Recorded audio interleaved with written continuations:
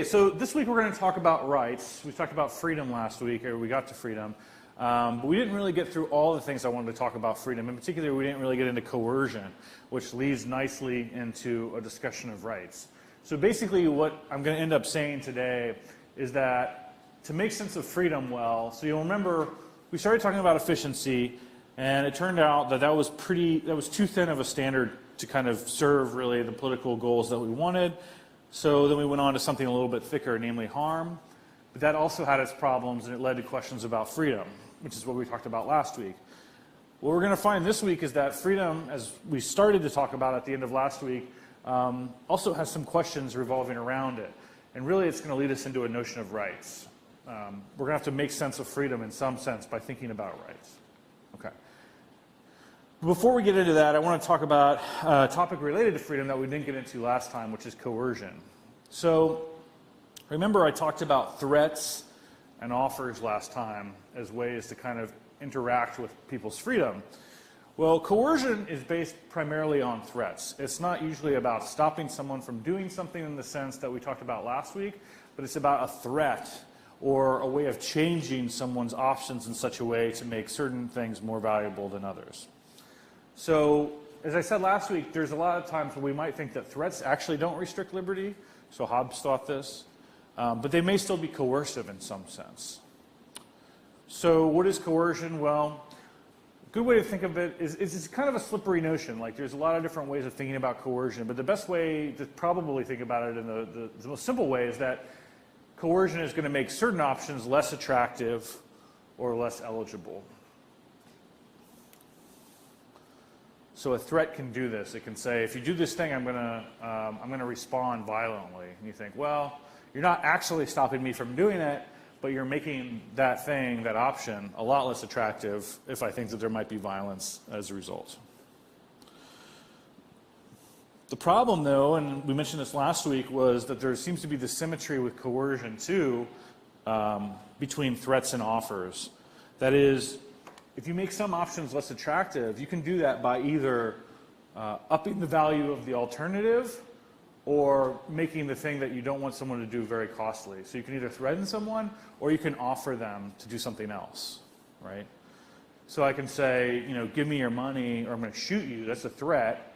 Or I can say, you know, give me your money and your family is going to be a lot better off in the future or something like that. That's an offer. In both cases, I'm coercing you, perhaps, in the sense that I'm making the thing that you want to do less attractive or some alternative more attractive. Okay. So here's a good way of thinking about coercion, I think, and this is from Hayek and the Constitution of Liberty, and he talks about this at length. And he says something that I think really goes to coercion versus freedom, is that in coercion, you still make a choice. But the choice that you make makes you, in some sense, the tool of someone else. It's like there's a key element of manipulation involved in your choice, even though your choice is made in some sense freely. And as Hayek says, you have to sometimes decide what's the least evil thing to do in those circumstances. And that's a good way of thinking about coercion. You still have to choose things, but the choice is in some way manipulated, either by changing the options available or by making them more or less attractive. Okay. So coercion is interesting because it has similar elements of negative freedom and positive freedom. Because coercion is in some sense, like the Hayek quote, it's making your choices in some ways not your own, that you don't own your own choices because someone's in some way manipulating you. So you're not really in charge of your choices. So that seems to be somewhat related to positive liberty notions. But there's also the situation that your negative freedom seems still, in the Hobbesian sense, at least still open, but it makes your free choice more expensive. That is, the options of choosing freely become harder to do. So we get to this situation again that we were at the end last time, which I've already mentioned, which is this distinction between threats and offers, or if you prefer, between carrots and sticks. Both are ways to get the donkey moving, let's say, but they seem different, even though on the coercion side, they're both interfering with your choices in some ways. So how can we make sense of this? Well, one way to think about this is going to a distinction between moralized and non-moralized conceptions of freedom. So, and coercion actually as well. So I put a paper on this week's page on Moodle called Moralizing Liberty, which I recommend that you read. It's a little bit more complicated than the other pieces, but it goes through this analysis fairly well.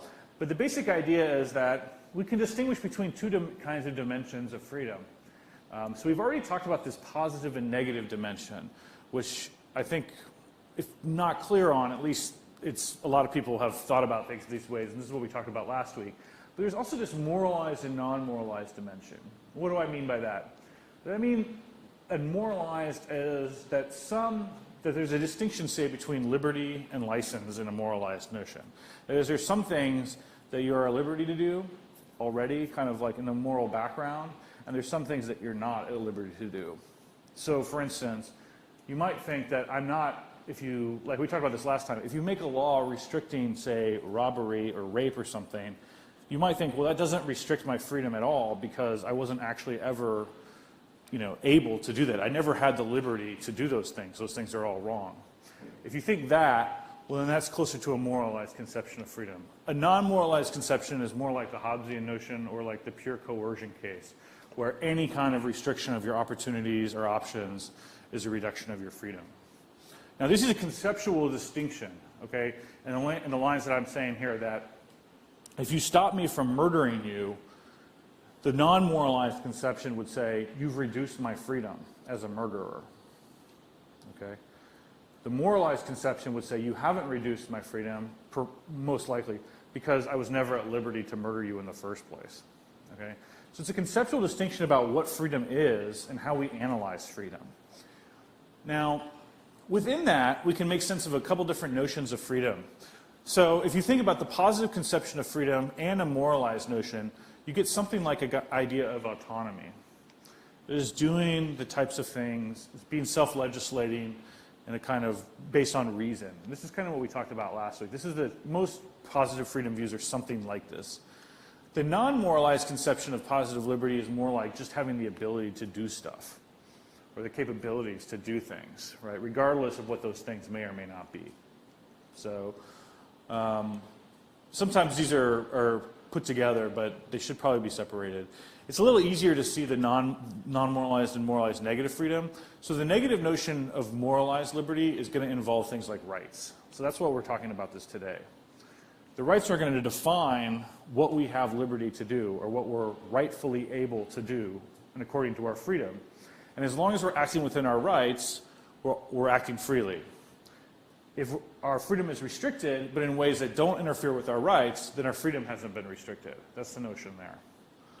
The non-moralized conception is more like any interference with our ability to do stuff counts as an interference of our freedom. Any questions about this? Does this distinction make sense? Maybe it'll make more sense when we talk more about rights and how they work.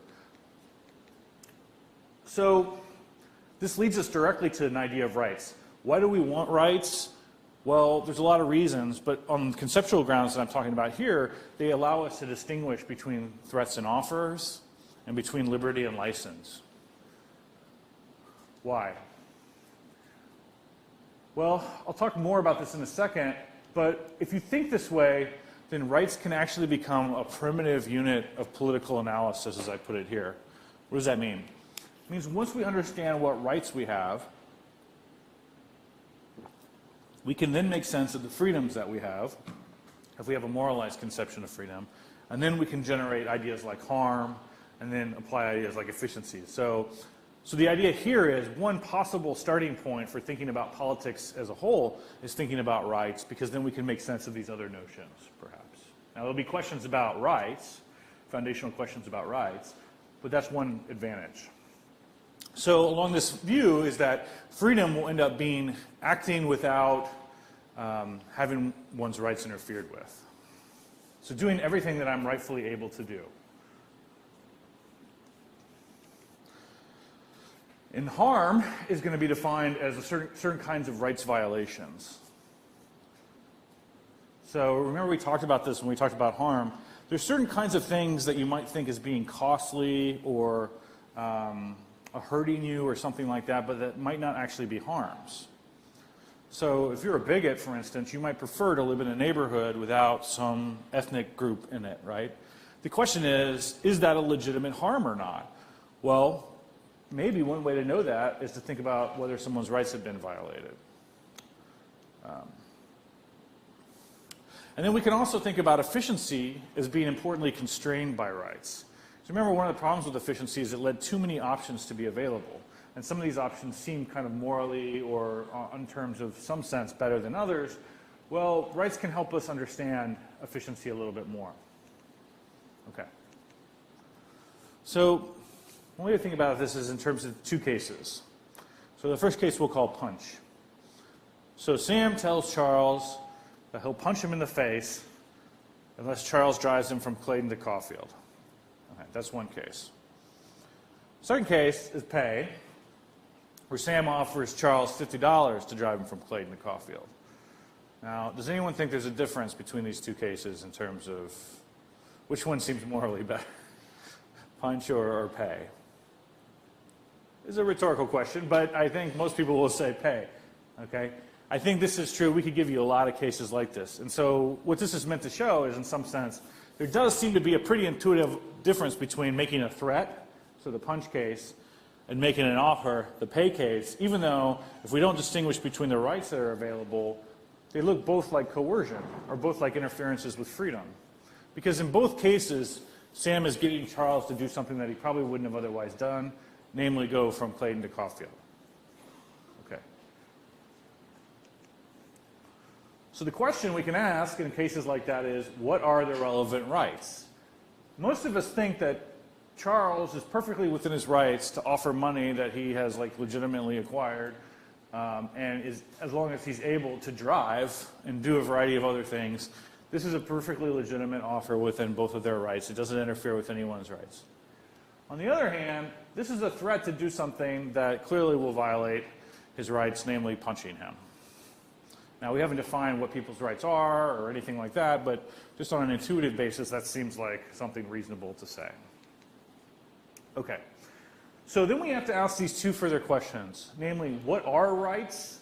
And this is a conceptual question, like what are rights in the most general sense? So that we need to know an analysis of rights and the function that those rights play. And then we need to know what the conditions for a right existing are. That is, we want to know what rights do and what they are in a general sense, but then we want to know what rights we have and how we would know an answer to that question in the second sense. Okay, so there's a kind of a general question and a more specific question. Sorry, I forgot. I'm going to plug this in here. Okay, so one way to think about rights, we'll go into more and more detailed analysis. I want to give you an intuitive setup first, is they can regulate the relationship and conduct between agents. So you can think about rights in one way as like being like traffic lights or traffic signals or the rules of the road in some sense. Is that there's all these different cars or people that are all trying to get different places, and they more or less don't care about anyone else in the sense that they're not trying to help one another do things, but they want to make it so that they don't run into each other when they're doing stuff. That everybody can do what they want to do without interfering with anyone else. So that's a way of thinking about rights. Yeah. So this is a picture of people driving. I forget what city this is.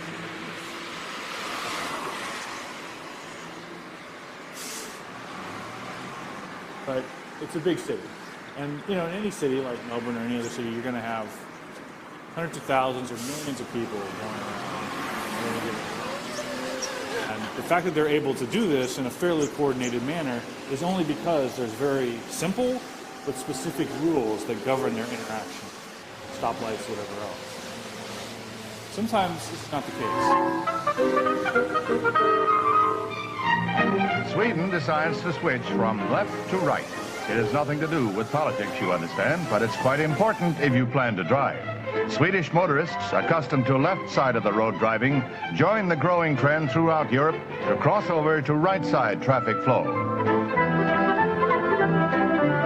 A carnival atmosphere prevails in Stockholm as crowds await the 5 o'clock 0 hour.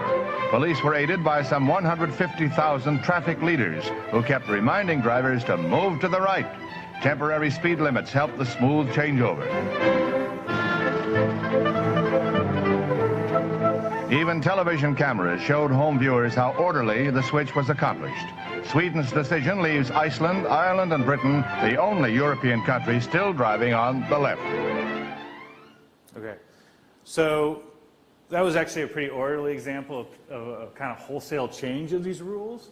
There's other pictures we could give where there were some kind of problems with it. But yeah, so during this period in, I think it was 1964 perhaps, or 1967, Sweden changed from driving on the left like they do here to driving on the right like they do in the United States. And the point was that it doesn't really, in some sense, it doesn't really matter in a lot of cases what our rights are, so long as our rights are clear and they enable us to get around in the right kind of way. So in that case, whether we drive on one side or the other is in some sense irrelevant so long as we all do the same thing. Right? Some rights are like that. So it might be that certain, say, property rights are like that. As long as they're clearly defined and we know what they are, we can have variations within them between countries or whatever, and there's no problem. Other rights, like rights against trespass or things like that, might be more serious, and there might be only one really good way to do that. Like you don't see a lot of variation in the laws related to, say, murder or burglary. There's some, but it's less extreme than you might see in, say, tax law or something like that have to do with rights as well. Okay, so let's think about just a case of basic rights in action so you get a sense for how these things are supposed to work. Okay, so imagine there's a bookseller and they own a copy of the novel Moby Dick. That means that it would be wrong for me or anyone else to walk into this bookseller's shop and take the book and just walk out without paying for it. Unless, for some reason, the bookseller had told me that I'm able to take it from them. Now, assume that they have the right to own this thing for whatever reason. It's not banned, or they didn't steal it in the first place, or there's all kinds of things that we have to assume. But in that case, I know, and everybody else in the world, in some sense, knows what we're able to do in relation to this book. And we don't have to ask anyone or anything like that. It's all pretty clear.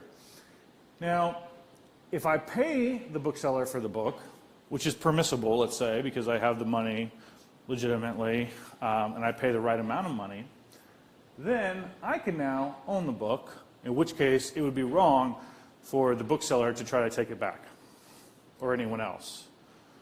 What's the point of this? Well, this is a very simple exchange, the kind of thing that you will do innumerable times within a day, maybe in relation to coffee or whatever else. But we've seen in this simple exchange, there's a fundamental change in the moral status of a variety of agents in the world and about some object. Okay? So there's a moral transformation that goes on in this way when I pay this person for this book. They've transferred their rights to this book to me in a very straightforward way, in a way that has moral import in the sense that if the person tries to take it back, they've wronged me in a fundamental way, where a minute before, if I had done the same thing to them, I would have wronged them fundamentally. Okay? It's a very simple case, but it's a case of how throughout our lives we have these very interesting and kind of extreme moral transformations that can occur very simply. Now, that's the case of property, which is in some ways the easiest way to make sense of rights. Other rights are more complicated, and the types of exchanges that we engage in are more subtle, but they all more or less have similar features. Okay, so we need to think about the analysis of rights. What are rights? Now, when I talk about the analysis of rights, what I'm saying is I want to give an exhaustive conception of all types of rights, all the kinds of things that rights can do. Okay? So we can talk very loosely, like within this, oh, I have this right, and then we change it around, or we can be more precise. So the most common way of doing this, and I think probably the one that's the industry standard in some ways, is what's called a Hofeldian analysis of rights. It was developed by a guy, Wesley Newcomb Hofield, who was a legal theorist at Yale at the turn of the century. And he came up with this table of rights. And he thinks that whenever we say we have a right to something, we mean one of these things. And they're all different, and they all relate to each other in basic ways. So the main notion of a right is what we might call a claim right. That's like the right that the bookseller has to the book Moby Dick. A claim right is like owning something or having control of something. If someone has a claim right, then it means that everyone else has a duty not to interfere with their claim. Okay, so that was like the case where I and the rest of the world are not able to take that book or interfere with that book in any way. Now, related to a claim right is another kind of right which we can call either a liberty or sometimes called a privilege. So I might have a claim to my laptop, but I might not have the liberty to do, like, actually this is kind of true in some ways. So like, this is a laptop that the university has given me to use. So I have a claim in some sense to it in the way that like all of you have a duty to not interfere with it. But I don't have the liberty to do a variety of things on this laptop. Like I can't use it for, I'm not supposed to use it. Like if some other university employed me to do something, I shouldn't be doing stuff on this laptop for that or whatever. So I might not have the liberty to use it in all different kinds of ways. Similarly, a lot of you probably rent the places that you live in, and you're given a host of liberties that you can have, but you don't have liberty to do everything. You don't have the liberty to transfer the rights to someone else, for instance. That is, you can't sell the apartment or whatever to someone else. You might be able to sublet it and various things, but you can't sell it. Okay. Similarly, I might have the liberty to do various things, but not have a claim right to things. So I had the liberty to just walk around here and to do this. What does it mean to have a liberty to do that? It means you don't have a claim or you have a no right in this sense to stop me. You have no right to stop me to do these things. Right? So just walking around or talking, whatever. Those can be liberties. They don't need to be associated with the claim, though. That's the key point. So you have these two different categories of basic rights, claims and liberties.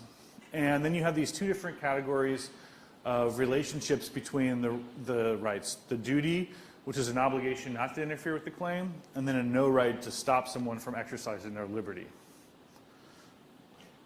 Now, those are the basic categories of what we call the first order rights. There's a second category, though, called second order rights that involve powers and immunities. And these are abilities to change people's relationships of their first order rights. Okay? So, like I said, I have a claim to this laptop, say, but I don't have the power to sell it. That's something that I can't do. I can't transfer my claim to someone else. So I'm actually disabled from doing that, you could say. If you have an immunity, that means that it's an immunity to a power. So if I have an immunity, it means that you can't use your power to change a certain relationship that I have in regards to my rights. So oftentimes, these powers are the types of powers that government officials might have, powers or immunities. So if I can have a power used against me, then I have a liability. And if I don't have an immunity, then I have a disability. That's just a way of talking. But the key point is that these categories here, they change what's going on over here. They don't really do anything on their own. They only operate in relation to the first order rights. There's more to say about this. The piece by John Kwong on Moodle is pretty good on this. And also, I think I posted a video on this that is a pretty clear explanation as well. So this is a little bit more along these lines. So there's opposites here. So a claim is a lack of a no right, or a privilege is a lack of a duty. So that means that you go like this way on this table. So you could go diagonally. Those are the opposites. So a privilege is the opposite of a duty. So we can think of a privilege as like a no duty not to. So I don't have a duty to not do something. That means that I have a liberty to do something. Similarly, a no right is the opposite of a claim. So I have no right over various things that you own. And then a power and disability have opposites, and immunity and liability are opposites. But then the correlative are what I was talking about, the things directly under it. which means that if A has a claim, then some person has a duty. And you can go across the table like this. So what's nice about this table is that if you organize it like this, you can kind of make sense of what's going on just by looking at what things are kind of related to one another vertically, and then what would you call this, diagonally. And that can tell you various things about it. Okay, so this is another table to kind of help you make sense of some of the differences between second order and first order rights. So you can imagine you have a claim to a computer, laptop, like you probably have. That's a claim against others using the computer. It's also usually a privilege to use the computer. But many times you will also have a power to, say, sell the computer or to let someone borrow it or whatever. And then you have an immunity against someone else changing your ability to do that. So let's say you let someone borrow it, they don't then get the right to sell it. Okay, you still have this immunity against them having that power. That's the key. Does this kind of make sense? Hopefully it does a little bit. The basic idea is that what we want to do is be very precise about the rights that we have. In particular, not just what they are, but how they work. The kind of things that they do. So this is originally developed in the context of just jurisprudence, like in terms of understanding the law. But it's become very useful for philosophers too, because it turns out that philosophically when we talk about rights, we are also talking about a variety of these different things. Okay. So that's a kind of basic idea of what rights are and the kind of very general sense of what they do. But we want to know if some particular claim to a right. So someone says, I have a right to do this thing. We want to know if that's actually a right. So how do we know if it's a right? Well, we need a theory of telling us what's a right. That is to say, we need necessary and sufficient conditions for something to be a right. And we want to know, are all rights more or less the same kind of thing? So we're going to have these different theories that tell us what kind of rights we have. So we've kind of seen the general contextless version of what rights might be. And then we want to know, well, what particular rights do we actually have? Okay, so the two main contenders here for theories of rights are what are called choice and interest theories of rights. So the choice theory is that to have a right is to have some kind of authority over some domain of choice. So you can think about this in the relationship to the property.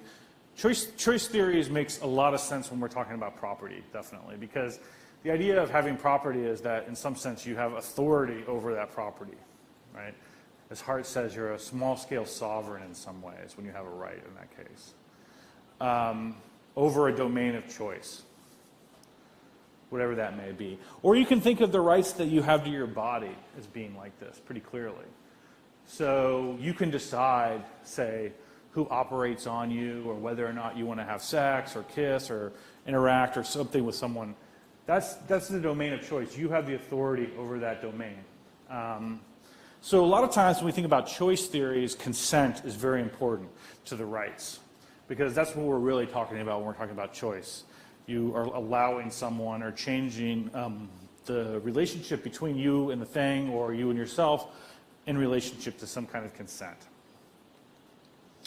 So examples of theorists that hold these types of theories are H.L.A. Hart, as I mentioned, who was one of the readings, Immanuel Kant, Hillel Steiner, Robert Nozick, a variety of other people. But there's another theory called the interest theory, which is slightly different. So what this theory says is that to have a right is to have a protection of something that's very valuable. So the idea is not so much that you have to be able to have authority over some domain of choice, but rather there needs to be something valuable that's protected by that right.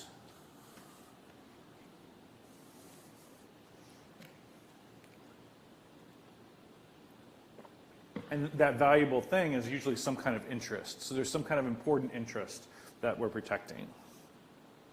So examples of these types of theories are defined in Mill, a guy named Raz, and most human rights theories work this way. So you think, well, look, there's a valuable right to I don't know, children growing up with an education or something like that. That's a valuable interest that children have, so we should think that they have a right to that, and that's the thing that we want to protect. Now, that might actually fit into this domain of choice notion, because you might think, well, as it happens, people don't have control over this domain of choice. So that actually, they don't have a right according to the choice theory. We say, well, no, we want to protect this interest, therefore they should have this right. That's the interest theory. Sometimes they overlap, sometimes they don't. So we'll look at a couple of cases where they don't in a second. Okay. The key thing about the choice theory is that rights are independent of any interests. So you may or may not have an interest to have a right under the choice theory. And for the most part, choice rights can't be weighed against other interests. Another key aspect of this theory that makes it really different than the interest theory is that because it's related to choice and consent, the rights have to be held by specific people or agents. And if they're not, then the choice can't operate, so it's not right. Now, when I say distinct persons, that's easy, but when I say agents, that's more complicated, because what I'm really saying is they need to have agency. They need to be able to exercise choice and consent in the right way. So you might think, oh, well, that's weird, because the types of agents that can have rights in this theory seem to not completely overlap all people, for instance. They may not include children, for instance. They may not involve people that have severe mental disabilities. So that seems weird. But they might also apply to non-persons. So they might apply to things that, say, have agency but are not people, like maybe organizations or corporations or something along those lines. Something that can act, representative things that can act, but that are not actually persons. So that's a potential drawback, perhaps. There's another kind of standard that choice theories tend to have, which Hillel Steiner calls compossibility, which is the idea that rights shouldn't conflict with one another. That if you had a kind of complete theory of all the rights that everyone had, that because they're based on choice and consent, and because they're like the traffic light kind of idea that I was talking about earlier, it should be possible for us all to have our rights, and in some sense to exercise them without interfering with one another. So there shouldn't be fundamental conflicts between rights. There might be fundamental conflict, so the idea here is that there might be fundamental conflicts of interest, but there shouldn't be fundamental conflicts of rights.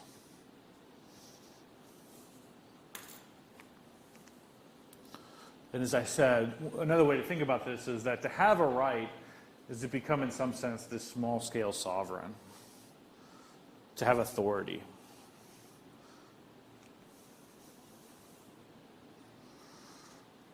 Okay, so we want to talk about some of the benefits and the costs of the choice theory. Well, some of the benefits are, I think it does capture an intuitive notion of rights, especially certain kinds of rights that are related to consent.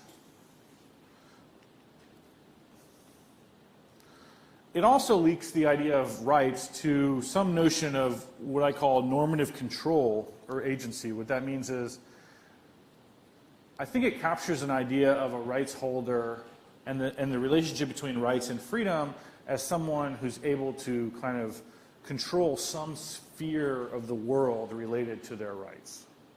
And that other people just don't have a say about it in a morally important way. So if you remember, we talked a couple weeks ago in the harm case about, say, we talked about Sen and his liberal paradox. We didn't get into it too much, but you can imagine, say, that everyone in my neighborhood hates the fact that, you know, I've painted the inside of my house pink or something like that. Well, many cases on a choice theory of rights and property, it will be only my say about how I get to paint the inside of my house, regardless of if everyone's lives would be improved. So the interest of the community, in some sense, would be improved if I painted the inside of my house a different color because everyone would like it more. The whole idea of something like a choice theory is like, it doesn't matter. We don't factor those into the rights. The right only is concerned with my right to say yes or no. So as I say here, it emphasizes the importance of consent and the will to change rights relationships. So it really focuses on the normative agency on the choice theory. The cost, we've already discussed one of these, which is that it does put some kind of seemingly severe limits on who can have rights. Namely, people that can't exercise normative agency don't seem to have rights under this theory. So in many cases, children will have, if not no rights, they'll have very limited rights. Many animals, perhaps severely disabled. And then the real kind of more interesting theoretical problem in some sense is what you might call the inalienability dilemma. So the dilemma goes like this, and it's focused on, you can use a lot of different versions of it, but the most kind of extreme case relates to self-slavery. So the question is, can I sell myself into slavery, or can I make myself a slave? Which is basically to say, can I give up all of my rights? Can I exercise my choice to have no rights in some sense? Now, some choice theorists, extreme choice theorists, say, yes, you have to be able to do this, because otherwise you don't really have the kind of agency and sovereignty necessary to have a full kind of choice conception of rights.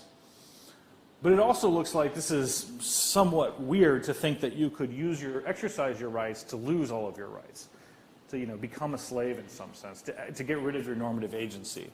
So this is a kind of problem within these types of theories that, in some sense, since it focused so heavily on this idea of choice and normative agency, you get into a kind of dilemma with regards to things like alienability of some of these rights. So if you'll think about, like, for instance, the Declaration of Independence in the United States, they talk about these unalienable rights. Right? The idea is that you can't get rid of these rights even if you want to. That sounds weird because the whole point of the choice theory is that we're supposed to be able to kind of change our relationship to our rights on the basis of our will. So how could these be inalienable or unalienable? So this is the self-slavery dilemma.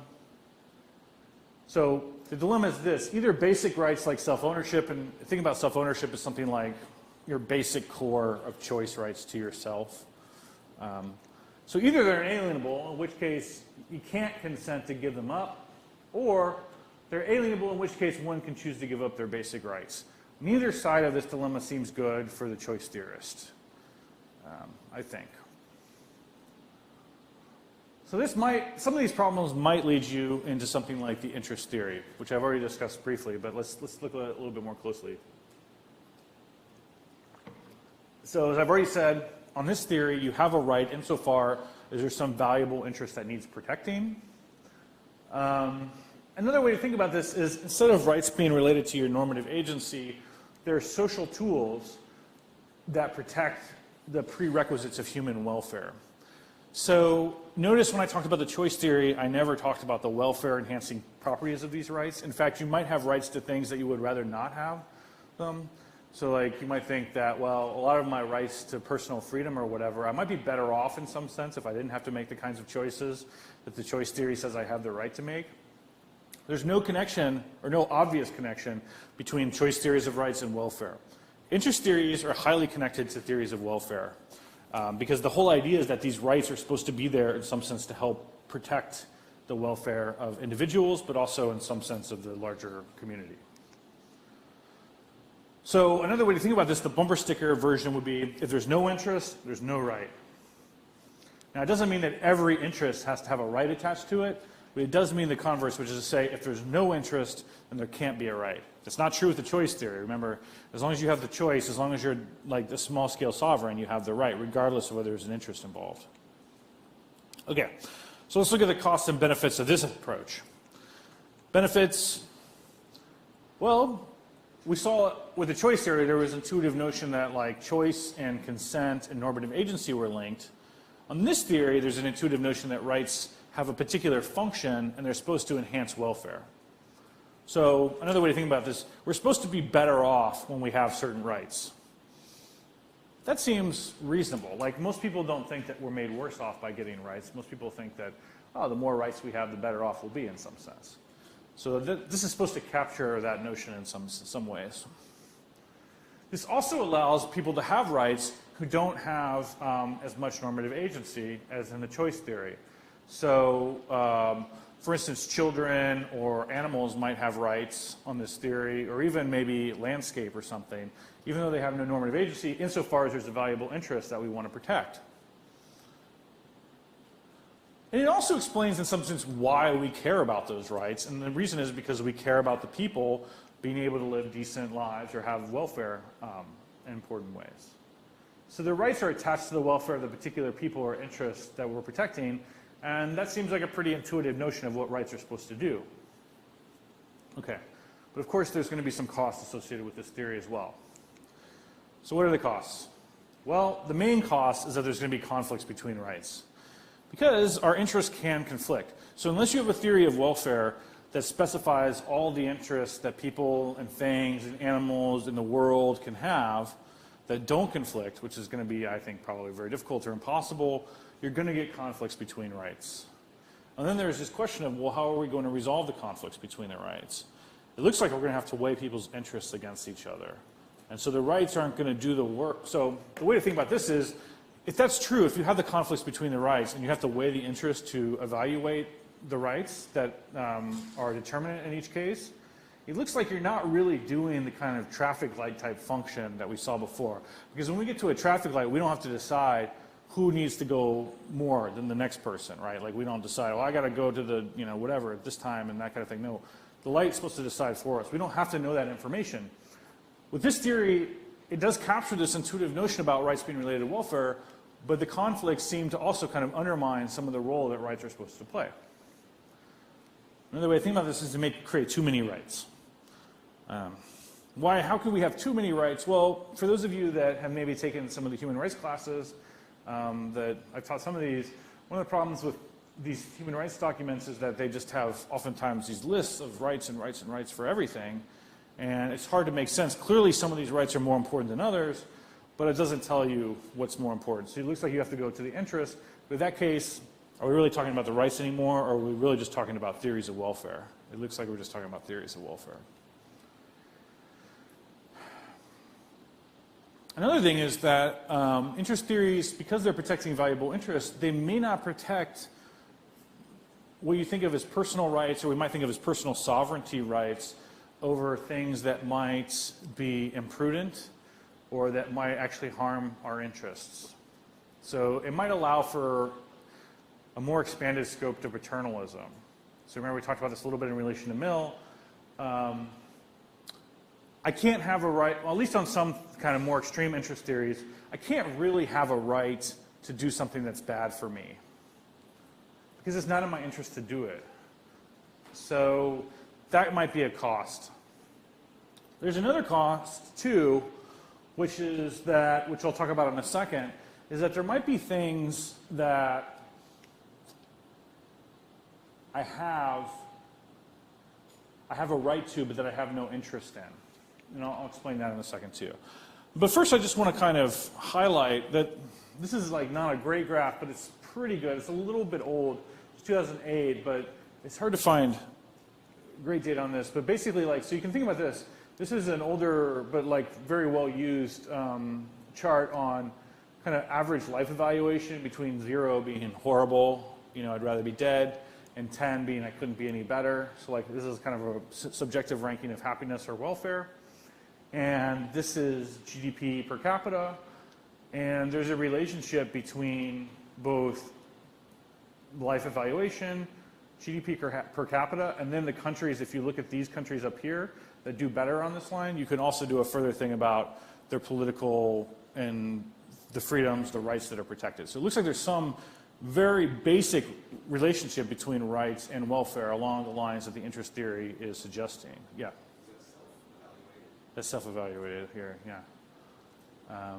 Some people, so if you look at the countries down here, the ones that are both poor and people have really bad life evaluations, so Zimbabwe, Burundi, Ethiopia, the rights that are protected there are pretty limited. Now, this is not this doesn't prove anything, but it does suggest that there might be some relationship between rights and welfare along the lines that interest theorists are concerned with. So,